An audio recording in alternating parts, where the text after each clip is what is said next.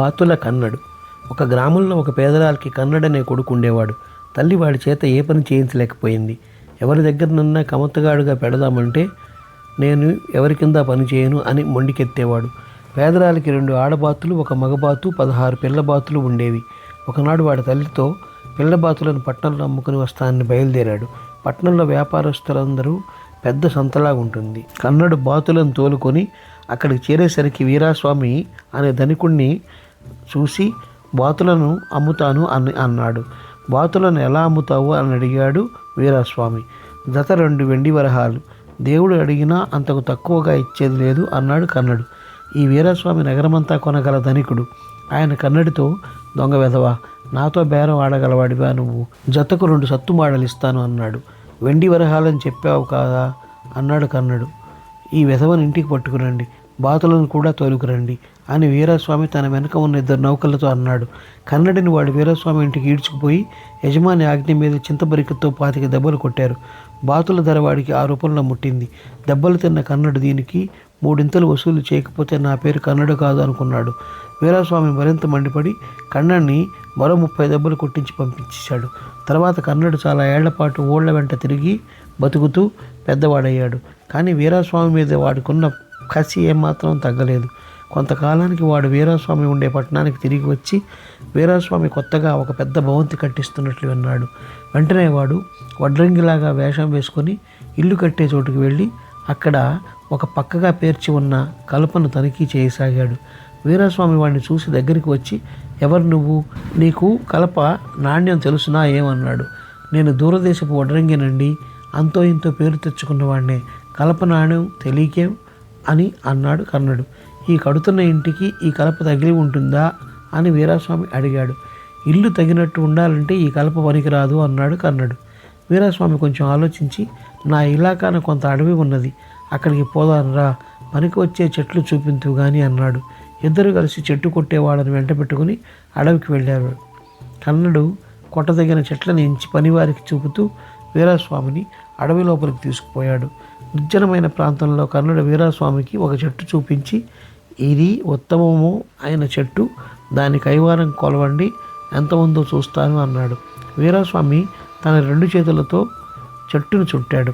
కన్నడు తన బొడ్డులో నుంచి ఉచ్చుతాడు తీసి వీరాస్వామి 2 చేతులకు కలిపి తగిలించి బిగించాడు.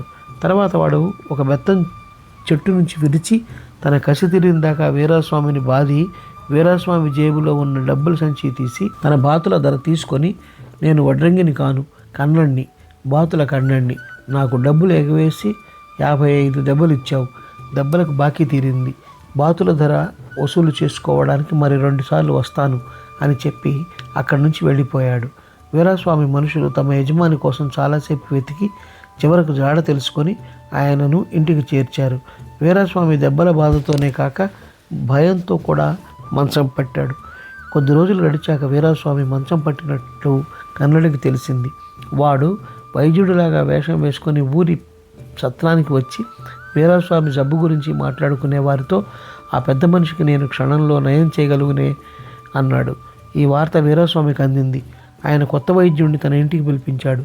నేను మళ్ళీ లేచి తిరుగుతానంటారా ఆచార్యులు గారు అని వీరాస్వామి బాతుల కన్నడిని అడిగాడు. ఎందుకు తిరగరండి, రాంబాణం లాంటి ఔషధం తయారు చేస్తాను అని కర్ణుడు ఇంట్లో ఉన్న నౌకర్లలో ఒకడిని ఒక దినుసును తెమ్మని పంపాడు. వాడు వెళ్ళాక ఇంకో దినుసును తెమ్మని ఇంకొకరిని పంపాడు. ఇలా ఉన్న నౌకర్లందరినీ పంపేసినాక వాడు మూలలో ఉన్న దొడ్డు కర్ర తీసి, అసలు చికిత్స ఇది, నేను వైద్యుడిని అనుకున్నావా, కాను, బాతుల కన్నడిని, బాతుల ఖరీదు పుచ్చుకోవడానికి 2వ వచ్చాను అన్నాడు. వీరాస్వామి కేకలు కూడా పెట్టలేదు.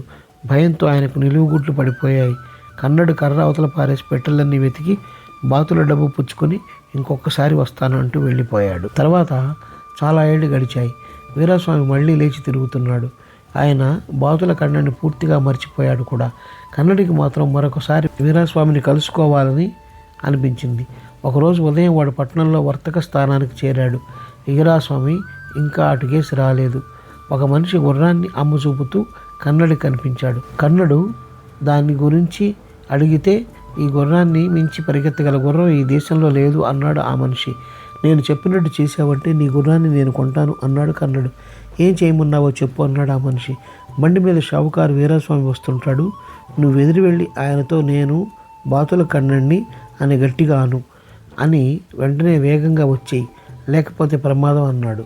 గుర్రం అమ్మేవాడు తన గుర్రం మీద ఎదురు వెళ్ళి జోడు గుర్రాల బండిలోకి వస్తూ వీరాస్వామి కనిపించగానే నేనే బాతుల కర్ణుడిని అని చెప్పి గుర్రాన్ని దౌడు తీయించాడు. వీరాస్వామి ఆవేశంగా బండిని ఆపించి బండి గుర్రాలను విప్పించి తన నౌకర్లతో వాడిని పట్టుకున్న వాడికి 2 బంగారు కాసులు ఇస్తాను, త్వరగా వెళ్ళు అన్నాడు. వీరాస్వామి నౌకర్లు బండి గుర్రాలను ఎక్కి బయలుదేరారు. వీరాస్వామి బండిలో ఉండిపోయాడు. అప్పుడు కర్ణుడు ఆయనను సమీపించి బాతుల కర్ణుడు ఆ మనిషి కాదు నేను అన్నాడు. వీరాస్వామి భయంతో కొయ్యబారిపోయాడు. కర్ణుడు ఆయన జేబులో చేయి పెట్టి డబ్బుల సంచి తీసేసుకొని ఇక నీతో నా పని తీరిపోయింది అని వెళ్ళిపోయాడు. తర్వాత వీరాస్వామి వాడిని చూడలేదు.